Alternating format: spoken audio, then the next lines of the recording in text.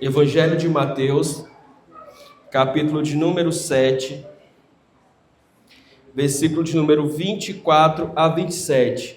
O tema da nossa mensagem hoje é: não deixe sua casa cair. Amém? Amém. Não deixe sua casa cair.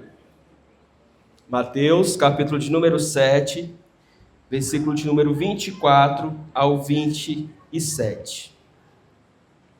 A minha Bíblia vai dizer assim: portanto, quem ouve estas minhas palavras e as pratica, é como um homem prudente, que construiu a sua casa sobre a rocha. Caiu a chuva, transbordaram os rios, sopraram os ventos e deram contra aquela casa. E ela não caiu, porque tinha seus alicerces na rocha. Mas quem ouve estas minhas palavras e não as pratica, é como um insensato, que construiu a sua casa sobre areia.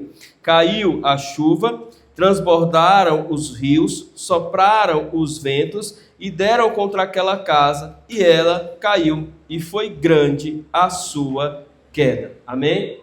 Vamos orar mais uma vez. Senhor nosso Deus, diante da tua palavra, nós estamos com corações, com as mentes, ó Deus, com os ouvidos, ó Deus, nesse instante disponíveis para ouvir a tua voz. Que o Senhor, ó Deus, fale a nossa vida, que o Senhor comunique, ó Deus, a verdade contida nas tuas santas e poderosas escrituras aos nossos corações, Pai. Porque nós te pedimos no nome de Jesus. Amém. Amém. Amados, primeiro deixa eu pesquisar aqui rapidamente ao vivo. Tem alguém que nunca tinha ouvido, visto ou percebido alguém comentar ou ler sobre esse texto? Não, então é unanimidade que todos já viram, já ouviram ou já leram esse texto. Nós aqui, particularmente, ao longo de todo esse tempo, já pregamos algumas vezes nesse texto. Então, quando eu fizer algumas perguntas, os irmãos vão saber me responder. Tá? Eu queria começar dizendo o seguinte: há muita similaridade, há muita semelhança entre essas duas casas construídas. Percebam que a maneira como o texto é narrado, a maneira como o texto é escrito e a gente vai lendo, traz uma ideia de duas casas iguais. Sabe quando a gente vai nessas casas de condomínio, seja particular, seja do governo, e a gente passa numa rua e observa todas as casas com a mesma estrutura de construção? Sabe quando a gente olha e percebe que ali não muda nada a não ser praticamente as pessoas e as famílias que habitam ali naquela casa? É assim. Então, nesse sentido, a ideia de construção das casas é a mesma. Só que há algo bem diferente que não está perceptível aos olhos. Que da mesma maneira como a gente vai num condomínio, a gente não consegue perceber. Que para os construtores talvez seja o fundamental. Que é a diferença de alicerces, ou seja, a diferença de terreno onde essas casas foram construídas. A primeira casa foi construída sobre a rocha, não é isso? A segunda casa sobre a areia, exatamente. Então, essa é a principal diferença. E existem coisas que a gente observa e só de observar, a gente diz assim: olha, isso aqui não vai dar certo. Mas a gente está falando de casa, eu vou trazer isso para o linguajar das casas. A gente geralmente diz assim: olha, um dia essa casa cai. Por quê? Porque a gente tem observado a maneira como ela tem sido construída, a maneira como ela tem sido edificada, a maneira como estão levando as coisas ali dentro daquela casa não é adequado, não é certo, não é aquilo que a palavra orienta. Então, às vezes a gente diz assim: olha, aquela casa ali está prestes a cair. Infelizmente, muitas casas estão em ruínas. E não é sobre estrutura, e não é sobre paredes ou sobre alicerce, mas em ruínas naquilo que é o conteúdo principal que mantém as pessoas dentro de uma casa: o amor, o perdão, a família, a comunhão, dentre outras coisas muito importantes que nos fazem compreender. Mas, pastor, o senhor já percebeu e já nos fez compreender, lembrar, aliás, você já conheceu esse texto, que a principal diferença entre as duas casas aí é a questão do lugar onde eles resolveram construir. Um sobre a rocha, outro sobre a areia. E o que é então essa rocha? Essa rocha são os ensinamentos que Jesus, e o próprio Jesus, essa rocha, acabaram de dar. Para quem não entende muito o livro de Mateus, no capítulo 5 do Evangelho de Mateus, o Senhor Jesus reúne os seus discípulos ao pé de uma montanha, ou melhor, ao longo de uma montanha, e começa a ensinar. E aí ele vai ao capítulo 5, ele vai ao capítulo 6, ele vai ao capítulo 7, é o que a gente está, e ele encerra esses ensinamentos com essa expressão aqui, com essa parábola, com essa história que ele conta para que os discípulos pudessem entender sobre o que ele estava falando e sobre a seriedade daquilo que ele tinha acabado de ensinar. Então, se a rocha é Jesus e a rocha é o lugar onde a gente deve construir nossa casa, pastor, o seu sermão acabou. Por quê? Porque a gente não pode construir casa na areia, a gente não pode construir casa em qualquer lugar, a gente precisa construir casa apenas na rocha. Só que uma casa, ela não é feita, apesar de ser o principal, só de alicerces. Ela também é feita de outras coisas. Dentre essas coisas, colunas de sustentação. E eu queria usar uma lupa. Sabe aquela lupazinha que a gente tem, que a gente olha, vê nos desenhos, nos filmes, que geralmente o detetive aparece com ela para encontrar detalhes que antes não eram perceptíveis ou antes não estavam ali à vista dos seus olhos? Eu queria olhar uma lupa, ou melhor, utilizar uma lupa para a gente olhar novamente esse texto e encontrar aqui pelo menos 4 colunas que precisam ser fincadas na rocha, que é Jesus, que vão nos fazer não permitir que a nossa casa caia. Amém? Vamos lá. Primeira coluna. A primeira coluna, ela é a fé. Pastor, onde é que o senhor viu a palavra fé aí nesse texto? Não feche a sua Bíblia. Vamos de novo para o versículo de número 24. E nele diz assim: portanto, quem ouve estas minhas palavras. Pastor, ainda não encontrei a palavra fé. Quem conhece um pouquinho de Bíblia, sabe que o apóstolo Paulo, lá no capítulo 10 da sua epístola aos Romanos, no versículo de número 17, vai dizer assim: porque a fé vem pelo ouvir, e o ouvir a palavra de Deus. Quem está falando aqui? O próprio Jesus. E Jesus está dizendo: aquele que ouve as minhas palavras. Aquele que ouve as palavras de Jesus no seu coração, obviamente terá fé. No seu coração nascerá a fé. E a fé também é definida por outra epístola bíblica como sendo um firme fundamento, como sendo uma certeza das coisas que não se vê e daquilo que ainda se espera. Irmãos, é impossível mantermos uma casa de pé sem fé. Sem fé. Sem fé de que Deus pode fortalecer aquela casa. Sem fé de que Deus pode transformar aquela casa. Muitos lares têm amolecido, têm esmorecido e têm caído por não cultivarem a fé. Por não cultivarem a fé em Deus. E inclusive por não cultivarem a fé em Deus, perderem a fé entre si mesmos. Sabe quando o pai diz assim: eu não acredito mais no meu filho. Sabe quando a esposa diz assim: eu não acredito mais na mudança do meu marido. Eu não acredito mais que a minha esposa vai mudar comigo. Eu não acredito mais no casamento. Eu não acredito mais na maneira como nós estamos vivendo aqui.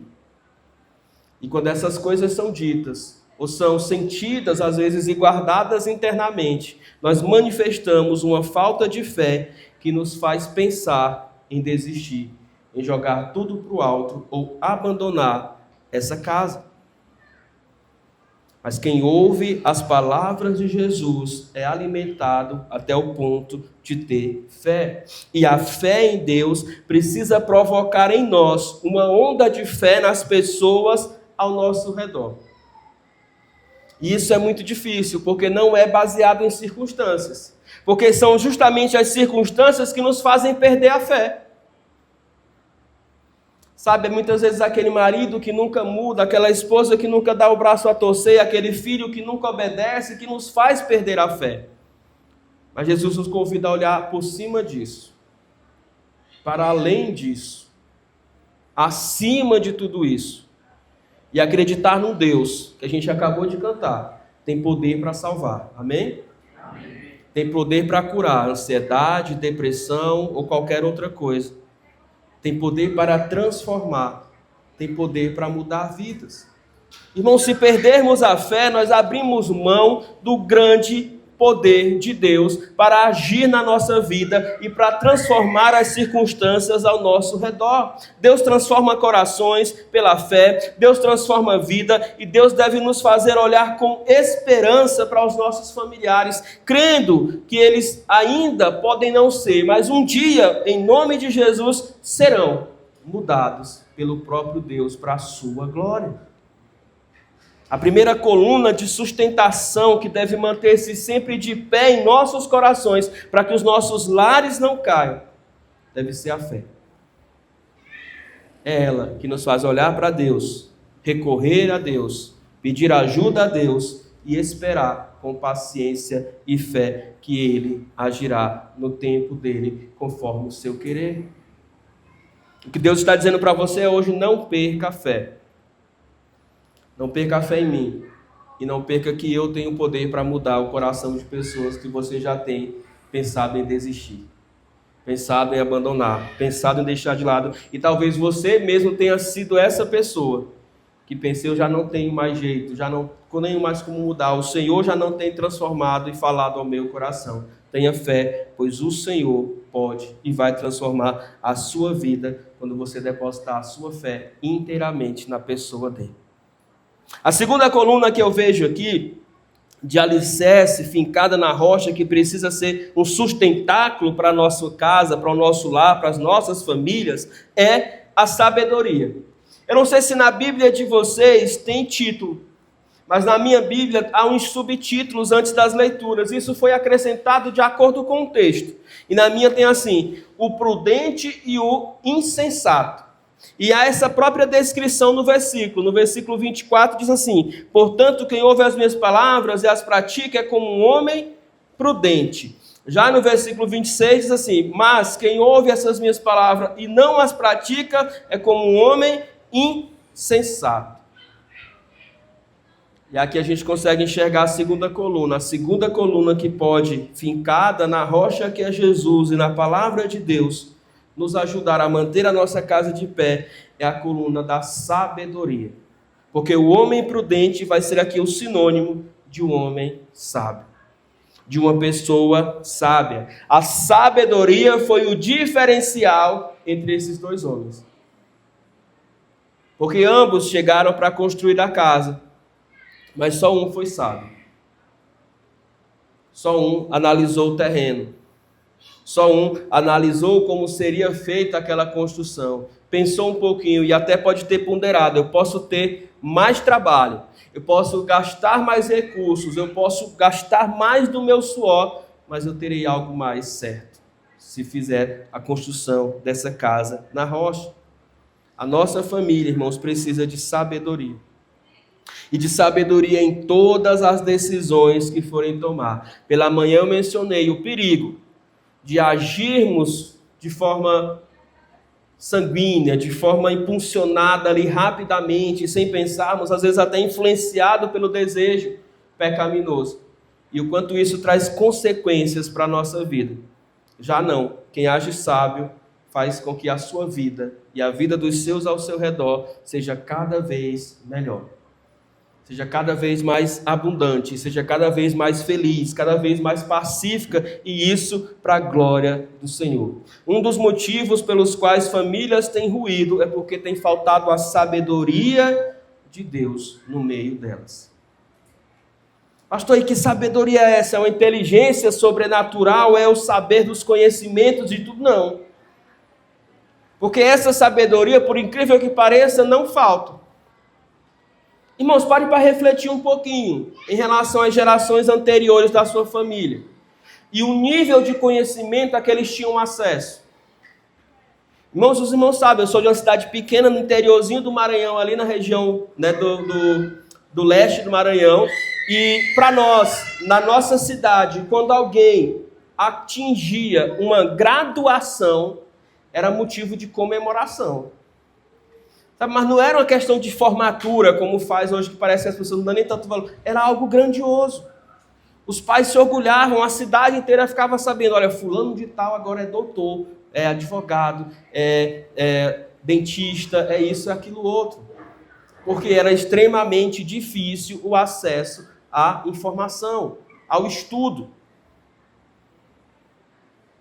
Hoje o mínimo que se espera dos nossos filhos é que eles façam isso. Pelo menos uma graduação. Até porque o mercado cobra isso. Quantos advogados por aí não tem dirigindo Uber? Por quê? Porque não conseguem um escritório, porque não conseguem um concurso, porque não conseguem ali exercer a sua profissão. Então a gente precisa estar atento a isso, porque não é sobre essa falta de sabedoria, mas é sobre aquilo que a palavra de Deus chama de sabedoria. E pastor, o que a palavra de Deus chama de sabedoria? Tanto em Provérbios quanto em Salmos, a palavra de Deus vai dizer, eu vou usar a referência aqui de Salmos 111, versículo de número 10, que diz assim: o temor do Senhor é o princípio da sabedoria. Irmãos, o que está faltando dos nossos lares é essa sabedoria aqui. A sabedoria que começa pelo temor do Senhor.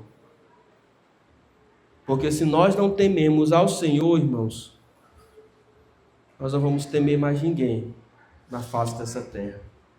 Se um filho seu não tem respeito pelas coisas de Deus e pelo próprio Deus dessas coisas, você acha que ele vai te respeitar? Você acha que ele vai considerar a tua autoridade como pai, como mãe? Não vai.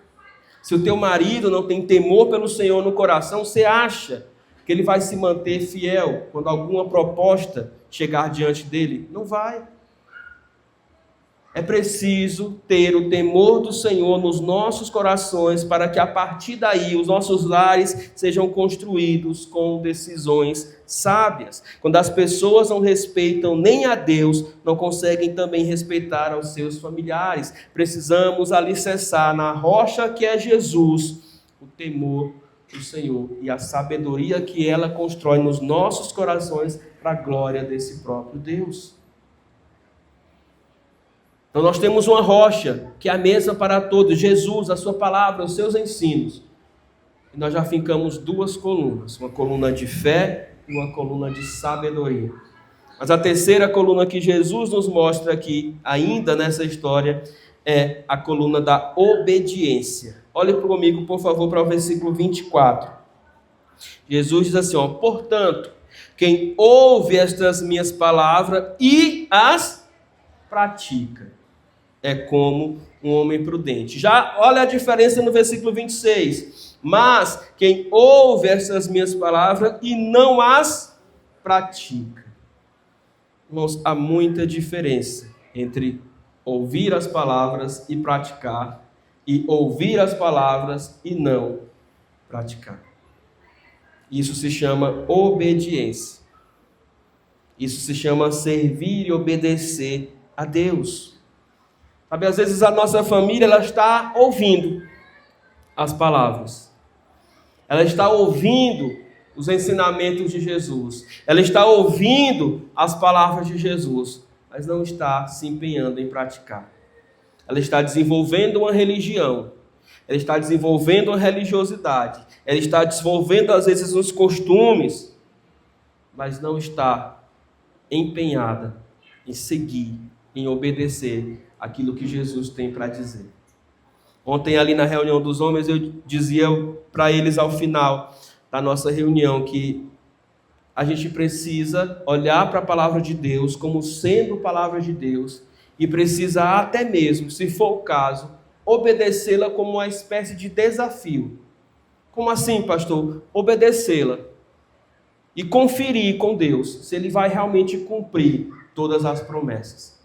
Porque Ele sempre cumprirá com as suas promessas. Amém. Porque mesmo quando formos infiéis, Ele é fiel. E o apóstolo Paulo diz, que ele escrevendo a Timóteo, que ele não pode negar a si mesmo. Irmãos, é só olhar para a nossa vida, irmãos.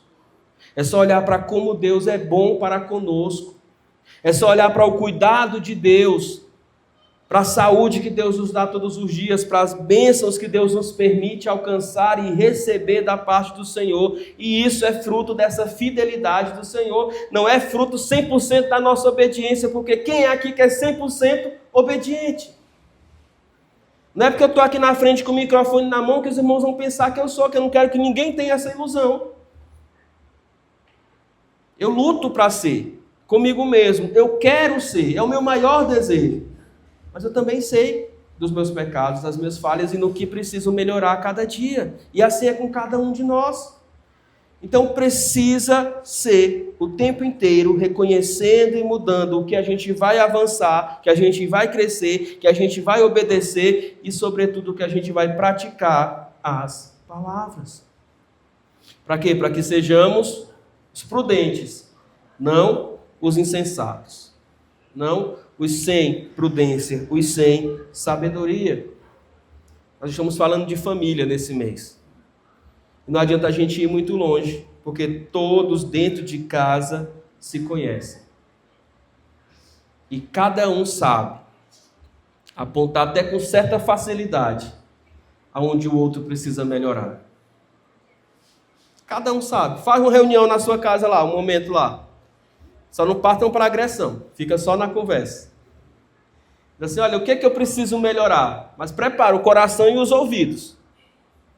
Principalmente o coração, para a pessoa dizer. Começa das gavetas que tem que arrumar, das coisas simples, pequenas, mínimas, aí você vai ouvindo ali até muita coisa. Muita coisa. Então não adianta nós ouvirmos isso e nós não colocarmos em prática. Em prática. Sabe, um aluno que não pratica o conteúdo que lhe é ensinado ao longo de um ano, o que acontece com ele, irmãos? Antigamente reprovava, né, Inês? Hoje ele vai para o conselho e passa. O pastor está criticando o sistema de educação. Sim, estou. Não tenho medo de não criticar. Sim, perante, estou. Mas eu estou falando sério, irmãos. Por quê? Porque lá na frente, no mercado de trabalho ou na própria graduação, esse aluno não vai ter como obter esses mecanismos de ajuda, de auxílio. Ele vai ter que mostrar o seu valor, demonstrar o seu nível de conhecimento, demonstrar a sua capacidade laboral e progredir. Espiritualmente falando, o Senhor espera que nós, como seus filhos, por meio da obediência à sua palavra, venhamos a crescer na fé. O autor de Hebreus, ele é muito duro quando ele fala sobre isso. Ele diz assim, olha, eu queria escrever para vocês sobre outras coisas, mas eu não posso, eu preciso e tenho que voltar muitas vezes para ensinos rudimentares. Ele vai até dizer em termos de alimentação, como se fosse um leite ao recém-nascido. Porque vocês não tiveram a vida de vocês amadurecida por meio da prática e obediência aos mandamentos de Deus. Então a gente não pode ser como aqueles alunos retardatários que vão crescendo geneticamente, biologicamente falando, mas que nunca aprendem para poder passar o ano seguinte, a série seguinte, a fase seguinte de ensino. Quando eu estudava a quinta série, eu me lembro de um amigo, Carlinhos Gisele, eu conheci muito bem, que era o Renatinho, irmão da Juscelma. E o Renatinho tem 5 anos a mais do que eu. Mas eu estudava a quinta série e ele estava lá junto comigo, porque eu tinha reprovado 4 vezes. 4 vezes. Então isso não é legal. Isso não é bom. Espiritualmente falando, pela obediência que nós somos por Deus, aprovados a passar para o próximo nível. Olha para o exemplo da própria Bíblia. Nós temos um Abraão que começa obedecendo pela fé, mas que quando enfrenta o primeiro período de seca, no meio daquela nova terra para onde o Senhor havia lhe chamado, ele foge para o Egito, ele nega que é irmão ou meio-irmão da sua esposa e diz, não, somos irmão completo, não somos casados, nega, aliás, que é marido da sua esposa, mente para tentar livrar-se ou com medo, e com isso começa a quebrar vários princípios, prejudicar-lhe as pessoas que estão interagindo com ele. O Senhor lhe ensina, lhe dá uma lição, lhe faz voltar para o lugar onde o Senhor queria que ele estivesse, e assim ele vai, aprendendo. Teste após teste, até chegar em Gênesis 22, um teste onde ele tem que submeter ao sacrifício o seu próprio filho, e ele já se encontra preparado para obedecer, porque ele sabia quem era o seu Deus, e o seu Deus era um Deus de provisão. E ele começa no pé do monte, antes de chegar lá em cima, Marinaldi diz para o servo que estava ali com o jumento, eu vou sacrificar como hino e depois a gente volta, ou seja, nós voltamos. Ele sabia que se fosse preciso ir até o finalmente e tirar a vida de Isaac, o Senhor teria poder para ressuscitá-lo. Porque o Senhor tinha uma promessa, tanto para ele quanto para Isaac, de uma descendência futura. E a gente precisa amadurecer, por meio da obediência, a nossa fé, para que sejamos aqueles que, diante dos testes da vida, não sejamos reprovados. Sejamos encontrados por Deus aprovados. E a gente precisa fazer isso justamente dentro da nossa casa. Por quê? Porque a palavra de Deus diz que a gente deve amar os mais próximos. E quem é mais próximo de nós do que aqueles que estão ali, convivendo conosco? É por meio da obediência aos mandamentos e à palavra de Deus que a gente vai ser preparado para essa vida de comunhão e de vivência, e para alicerçar essa coluna terceira, que não deixará que a nossa casa cair. Alicerce a sua família com obediência. Mas, por último, eu vejo aqui uma quarta e última coluna. E essa coluna eu vejo aqui no versículo 25 e 26. Olhe comigo, por favor. Versículo 25 diz assim: caiu a chuva, transbordaram os rios, sopraram os ventos e deram contra aquela casa, e ela não caiu, porque tinha seus alicerces na rocha. Versículo de número 27.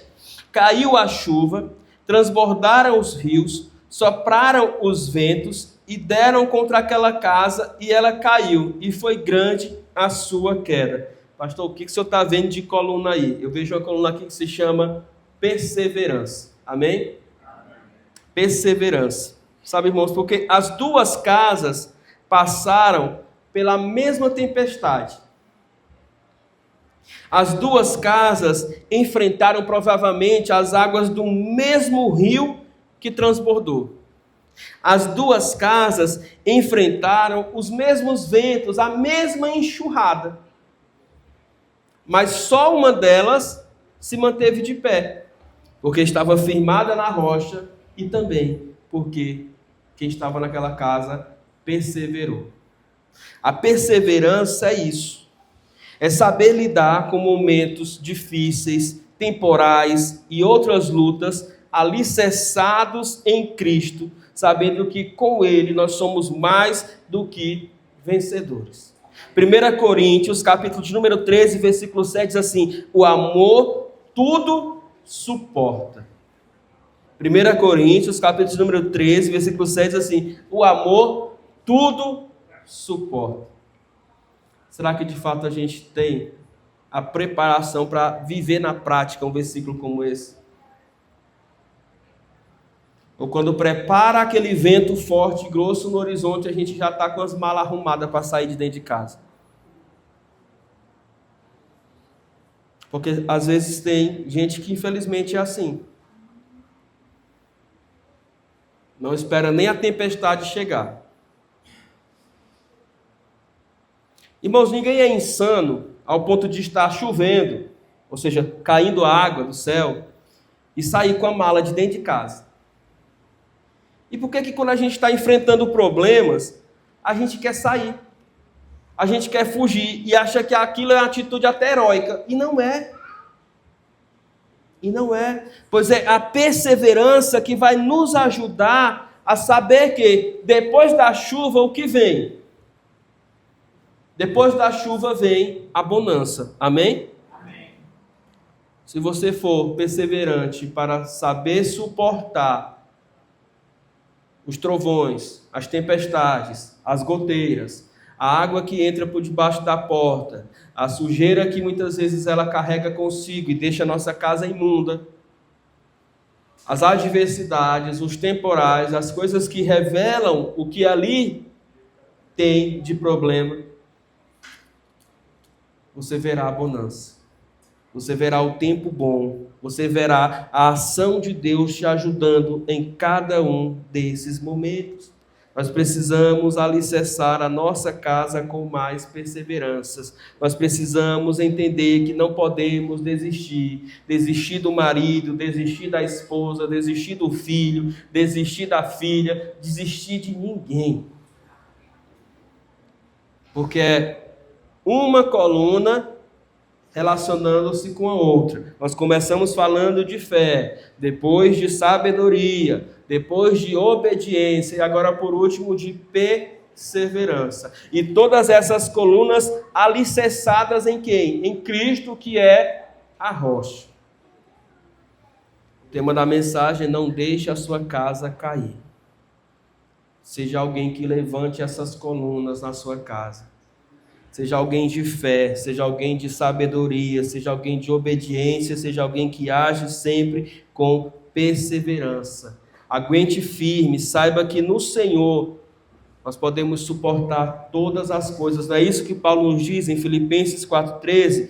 Posso todas as coisas naquele que me fortalece. O Senhor é a sua força, o Senhor é quem te fortalece. E mais do que isso, o Senhor te ajuda a carregar esse fardo. Ele mesmo diz: vinde a mim, todos os que estão cansados e sobrecarregados, e eu vos darei alívio, descanso. Tomai de mim o meu jugo que é suave, o meu fardo que é leve.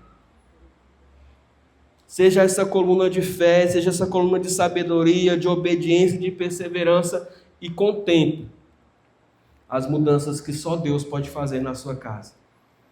As mudanças que só Deus pode fazer nas pessoas por quem você ora. As mudanças que só Deus pode fazer no seu lar, na sua família. Feche seus olhos nessas horas e vamos orar. Vamos falar com o Senhor. Senhor nosso Deus, Pai Todo-Poderoso, Pai, ó Deus, muito obrigado por essa palavra. Muito obrigado, Deus, por nos lembrar que o Senhor é a rocha eterna e que firmados em Ti, ó Deus, nós temos esperança de sustentação.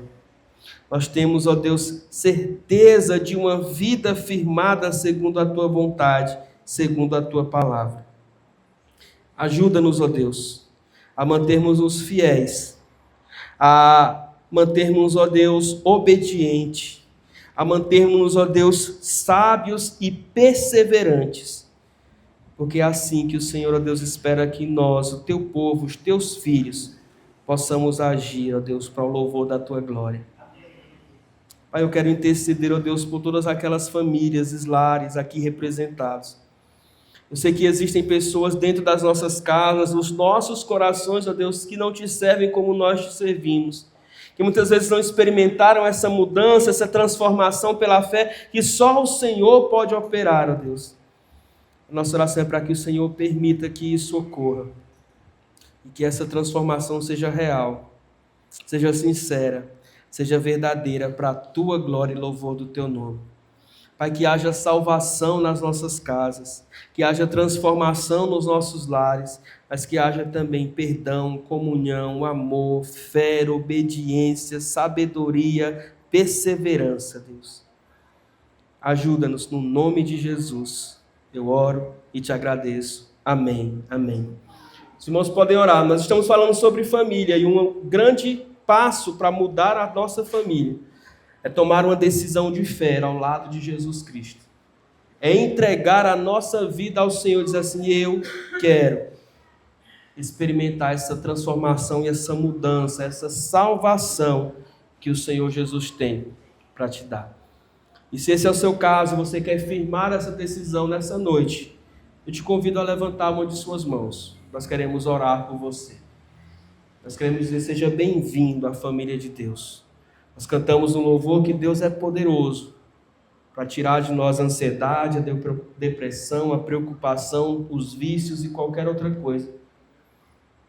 É nesse Senhor e a esse Senhor que nós estamos te convidando a aceitar e confessar como Salvador.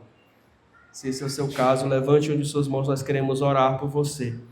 Se você não quer fazer isso, agora não tem problema. Ao final deste culto, você pode me procurar, que eu oro com você e a gente agradece a Deus por tão poderosa salvação na sua vida, no nome de Jesus. Amém? Vamos ficar de pé, amados. E antes que eu possa impetrar a bênção apostólica, e depois da oração final, eu quero lembrar os irmãos do que foi comunicado lá no grupo, quando a gente estava vindo para o culto, para que as famílias que possam, fiquem um pouquinho mais. A irmã Elisete vai nos direcionar para a gravação aqui de um conteúdo, né, para a nossa equipe de mídia. Eu queria só compartilhar com os irmãos, rapidamente, o quanto isso tem sido importante, irmãos. Eu compartilhei só lá no grupo, mas é importante a gente compartilhar também de forma offline. Hoje, para os irmãos terem ideia do quanto essa questão da mídia, que às vezes a gente olha e diz, mas tem só uma irmã ali andando no meio do culto, tirando a foto, aquela irmã não ora, aquela irmã não canta, está só fazendo aqueles registros. Hoje, o nosso Instagram, que o irmão Eliseu falou aí, @IBCBalsas, é o mais seguido da nossa cidade em termos de igrejas batistas. Amém? Isso significa que as pessoas têm ouvido, visto e recebido o Evangelho de Cristo também por ali. Então é uma ferramenta de evangelizar, uma ferramenta de comunicar o Senhor Jesus Cristo. A gente louva a Deus, toda honra e toda glória é para o Senhor, para que o Senhor seja louvado. Aquele vídeo que a gente gravou lá no encontro de casais, Carlinhos e Gisele, deixou vocês famosos. Porque ele já está com o que, Elisete? Última... 500 mil visualizações. Irmãos, 500 mil visualizações é no mínimo 5 vezes a população de Balsas, observando aquele vídeo. É muita gente. É muita gente. Eu não sei nem contar um tanto de gente desse. Mas glória a Deus, e a gente louva ao Senhor por conta disso. É o Evangelho, é a palavra de Deus. Nesse mundo, nessa era digital, também evangelizando por meio desses canais. A gente louva ao Senhor por essa equipe que tem servido e que tem servido com excelência ao nosso Deus. Oremos. Senhor nosso Deus e Pai, nós agradecemos ao Senhor por podermos, ó Deus, na Tua casa, nesta noite, contemplarmos, ó Deus, a Tua palavra, louvarmos ao Senhor e cultuarmos publicamente a Deus. Obrigado, ó Deus, por cada um dos irmãos, dos amigos que se juntaram, ó Deus, a nós e que estiveram aqui, ó Deus, para proclamar que só o Senhor é Deus sobre as nossas vidas. Que essa seja a verdade e que essa seja, ó Deus, a nossa experiência durante toda essa semana. Cuida de nós, protege-nos, ó Deus, livra-nos de todos os males, ajuda-nos, ó Deus, nas nossas aflições, nessas horas difíceis, atendendo, ó Deus, o clamor e as nossas necessidades. Que o Senhor, ó Deus, seja engrandecido nas nossas vidas e que possamos dar bom testemunho de Ti por onde quer que passemos. Abençoa-nos no nome de Jesus. Amém, amém. Que o amor de Deus, que a graça maravilhosa do Senhor Jesus Cristo, que a comunhão e a consolação do Santo Espírito sejam com todos vós, hoje, sempre, por onde quer que forem. Amém e amém. Vamos nos assentar, vamos orar silenciosamente, tá? E vamos então também aqui participar desse momento de gravação orientados pela irmã Elisete.